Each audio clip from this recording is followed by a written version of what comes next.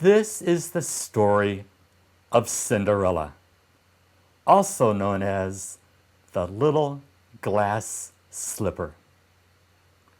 There was, many years ago, a gentleman who had a charming lady for his wife. They had one daughter only, who was very dutiful to her parents. She always did what her parents asked her. But while she was still very young, her mama died, to the grief of her husband and daughter. After a time, the little girl's papa married another lady. Now this lady was proud and haughty and had two grown-up daughters as disagreeable as herself. They were not very nice people. So the poor girl found everything at home changed for the worse.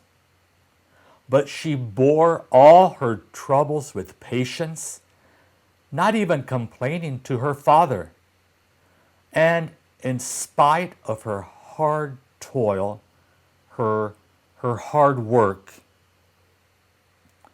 she grew more lovely in face and figure every year. Now the king's son gave a grand ball, a big dance, and all persons of quality were invited to it. Our two young ladies were not overlooked. Nothing was now talked of but the rich dresses they were to wear. At last, the happy day arrived. The two proud sisters set off in high spirits. They were very excited about the ball. Cinderella followed them with her eyes until the coach was out of sight. She then began to cry bitterly. While she was sobbing, her godmother, who was a fairy, appeared before her. "Cinderella," said the fairy, "I am your godmother, and for the sake of your dear mama, I am come to cheer you up. So dry your tears.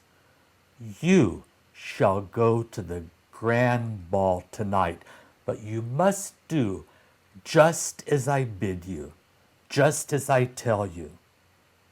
Go into the garden and bring me a pumpkin." Cinderella brought the finest that was there. Her godmother scooped it out very quickly and then struck it with her wand, upon which it was changed into a beautiful coach. Afterwards, the old lady peeped into the mouse trap, where she found 6 mice. She tapped them lightly with her wand, and each mouse became a fine horse. The rat trap contained 2 large rats. One of these she turned into a coachman, and the other into a postilion. A postilion is the person who rides one of the front horses. The old lady then told Cinderella to go into the garden and seek for half a dozen lizards. These she turned into 6 footmen, dressed in the gayest livery. That just means they were wearing really fancy clothes.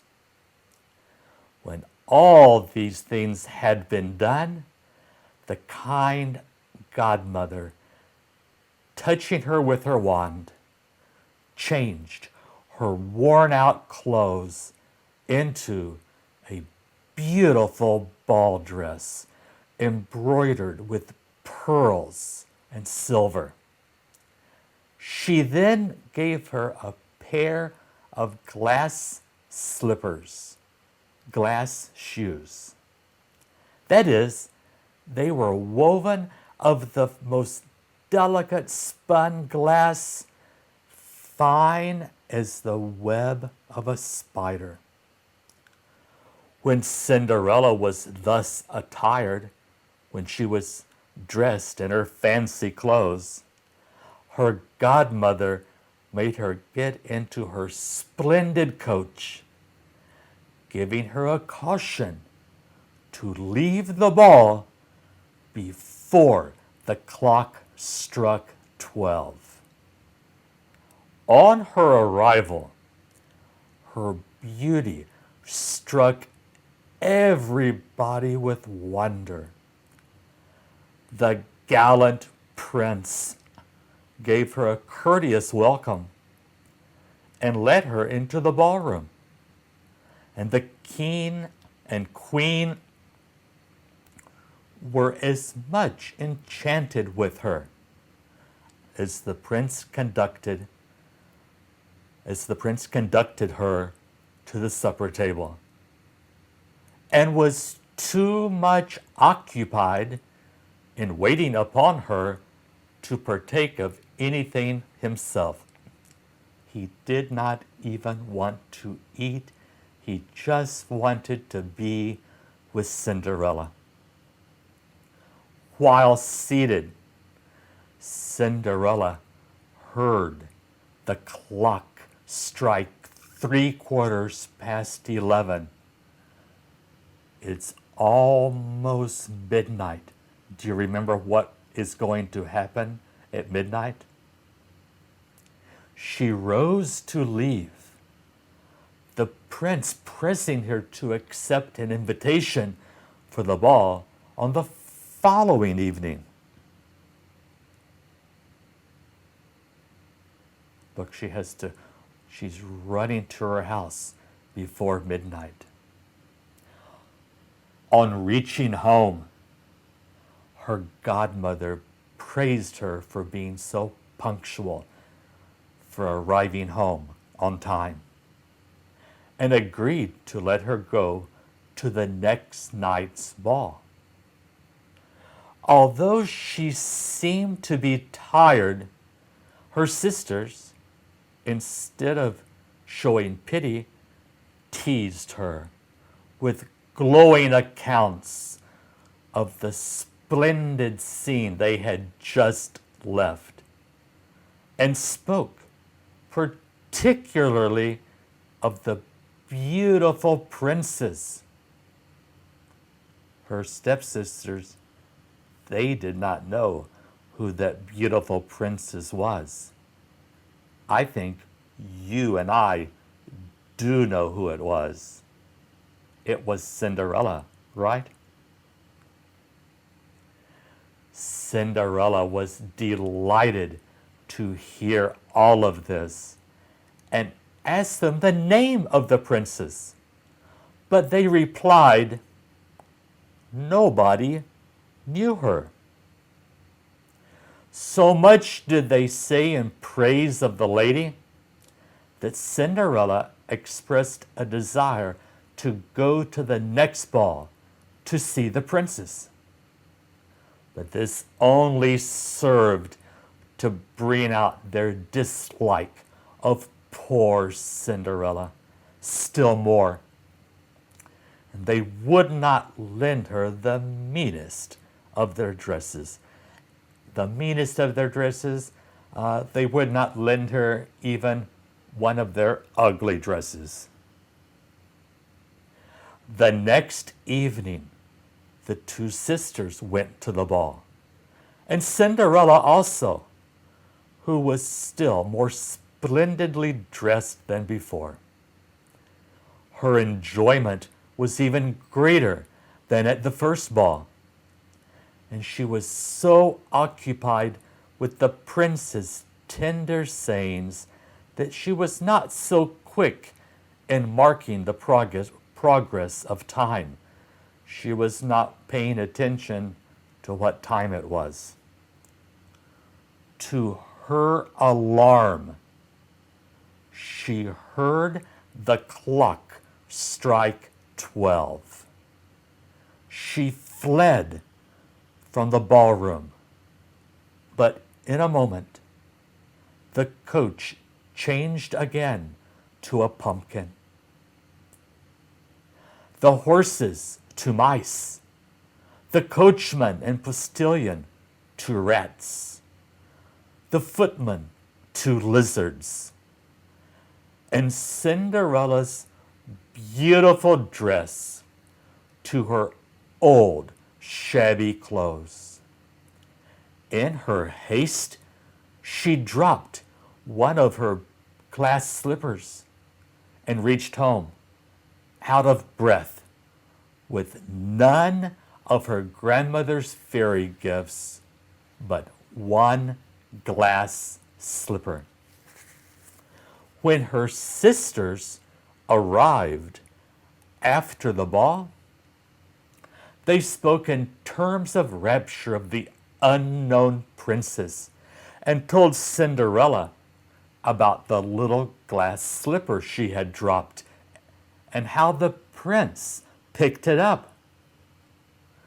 It was evident to all the court that the prince was determined, if possible, to find out the owner of the slipper. And a few days afterwards, a royal herald proclaimed that the king's son would marry her, whose foot the glass slipper should be found exactly to fit. So the prince wants to find Cinderella. And when he finds her, what does he want to do? I think you are right. I think he does want to marry her. Let's see what happens in the rest of the story. This proclamation caused a great sensation. Ladies of all ranks were permitted to make a trial of the slipper. They all wanted to try on the slipper to see if it would fit them. But it was of no use. Cinderella now said, "Let me try. Perhaps it may fit me." It slipped on in a moment. Great was the vexation of the two sisters at this. They just could not believe it. But what was their astonishment when Cinderella took the fellow slipper out of her pocket. So the slipper fit. Then Cinderella showed them that she already had the other slipper. At that moment, the godmother appeared and touched Cinderella's clothes with her wand. Her sisters then saw that she was the beautiful lady they had met at the ball, and throwing themselves at her feet, craved her forgiveness. They were saying that they were sorry for how they had been treating her. A short time after, she was married to the prince, to the intense gratification of the whole court. And like all fairy tales, they lived happily ever after.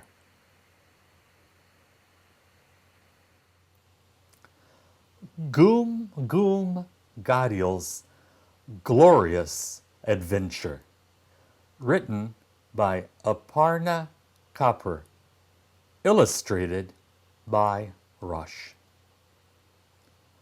Goom Gum was excited. She was going for her first swim. Brap, grum, said her family, who were excited too. Goom Gum's snout touched the water, and whoosh, the river rushed all around her. Goom Gum paddled her feet and swished her tail. Look, Papa, I'm swimming. Look. Papa? Goom Gum looked in front and looked behind. She looked to the right and then to the left. Papa? She was alone.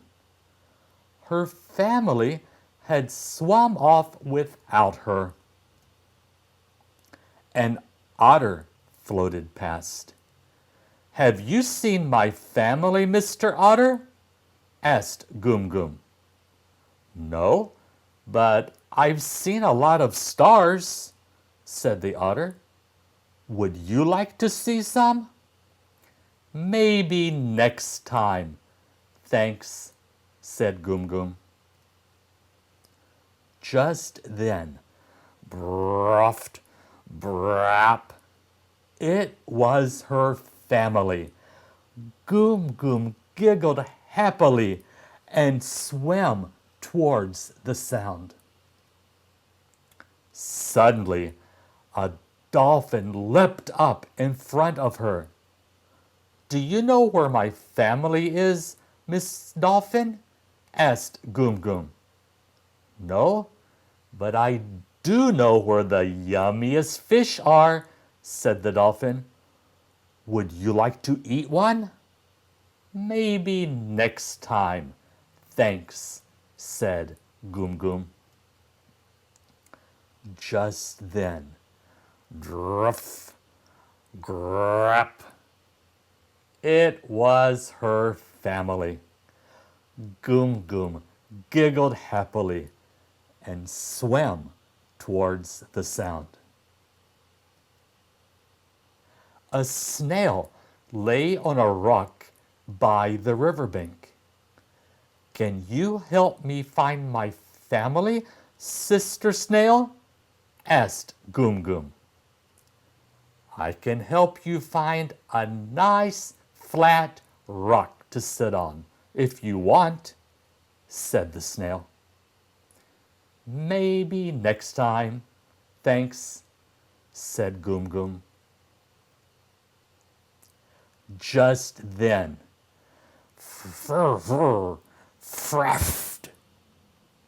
it was her family. Goom Gum giggled happily and swam towards the sound. Goom Gum saw a big old gharial. Many little gharials swam around him. Have you seen my family, Grandpa Gharial? Goom Gum asked.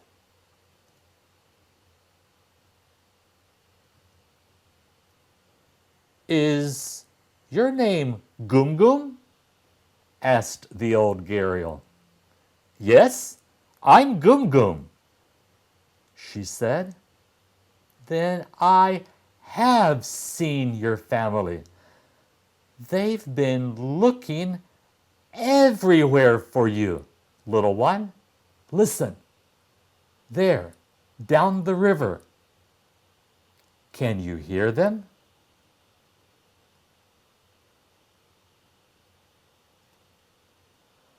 Goom Gum listened. All the other little gharials listened too. Just then, from up the river, grap, goom, braft, goom, goom, goom. It was her family. And they weren't very far off. Goom Gum giggled and swam towards the sound. Soon, Goom Gum reached a sandbank. She crawled onto it, tired from all her swimming. Goom Gum, said a voice. Papa? A large, dark shape came towards her. Papa! Papa bent down and lovingly nudged Goom Gum. Welcome home, Goom Gum, said Papa. Where did you go off to? I went on a glorious adventure, said Goom Gum, giggling. And tomorrow I want to go again.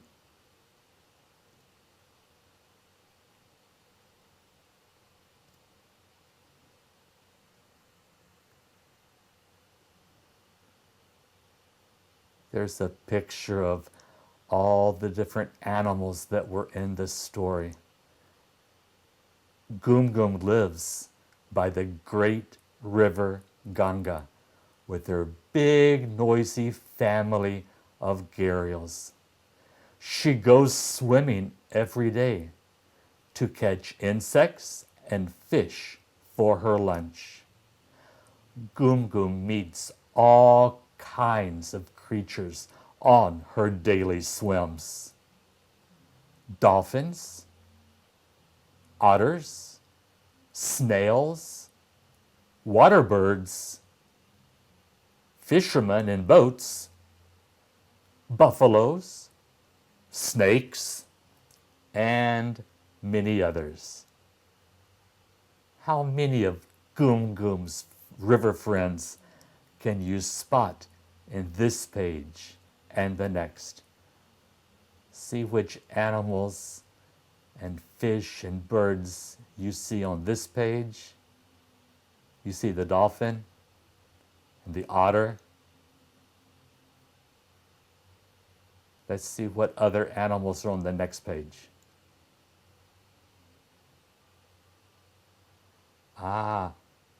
What do you see on this page? A tiger and a water buffalo. And there is Goom Gum. Goom Gum is a gharial. I hope you enjoyed this story.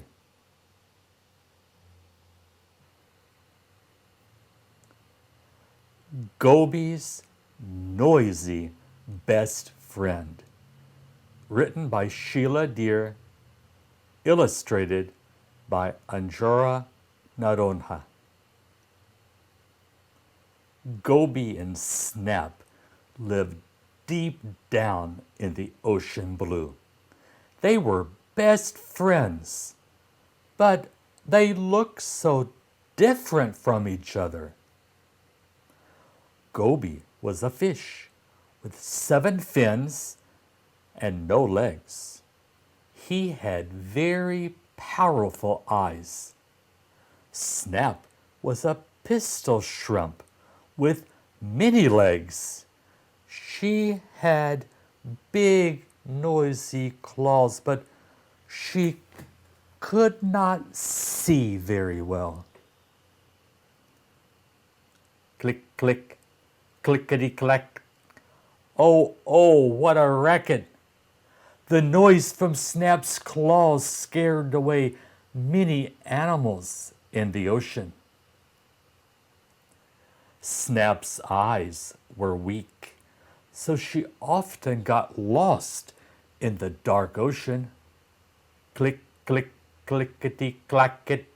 Oh, oh, what a racket. Don't worry. Her best friend Goby was always nearby to take her home. Snap shared her cozy burrow home with Goby. She clawed away any sand that fell into the burrow. Click, click, clickety, clacket. Oh, oh, what a racket. Their home was always nice and clean and tidy. One day, Goby went for a swim on his own. Ah, no more loud clickety-clacks, he said. Do I really need such a noisy best friend? He wondered. Suddenly, Goby spotted two bright eyes in front of him. It was a big, hungry sea bass fish. Time for a Goby fish sandwich, said the sea bass. It swam closer. Goby closed his eyes, shivering with fright. Click, click, clickety, clacket. Oh, oh, what a racket. What is that terrible noise? Asked the sea bass. It was Snap. Click, click, clickety, clacket. Oh, oh, what a racket. It was too loud for the sea bass. It swam far, far away. Phew! Goby hugged Snap. What would he do without his noisy best friend? And that was the story of Goby's noisy best friend. I would like to share with you some poems from this book, Here Comes the Camel, and other poems. The poems were written by PreK Shukla, illustrations by Siraj Saxena, and the poems were translated into English by Manisha Chaudhry. Butterfly. I met a butterfly, yellow, black, and brown, hovering over flowers, flying up and down. She sits so near, I touch her with no fear. At once, she flies away. She sits, but doesn't stay. Thump, thump. Thump, thump goes the elephant. Thump, thump. The elephant comes. He lifts his trunk. He lowers it, wading into the water. His trunk becomes a shower. Bump, bump goes the elephant. Bump, bump, the elephant comes. Bananas for his big fat tum. He eats 10 and counts 1. Burp, burp goes the elephant. Burp, burp, the elephant comes.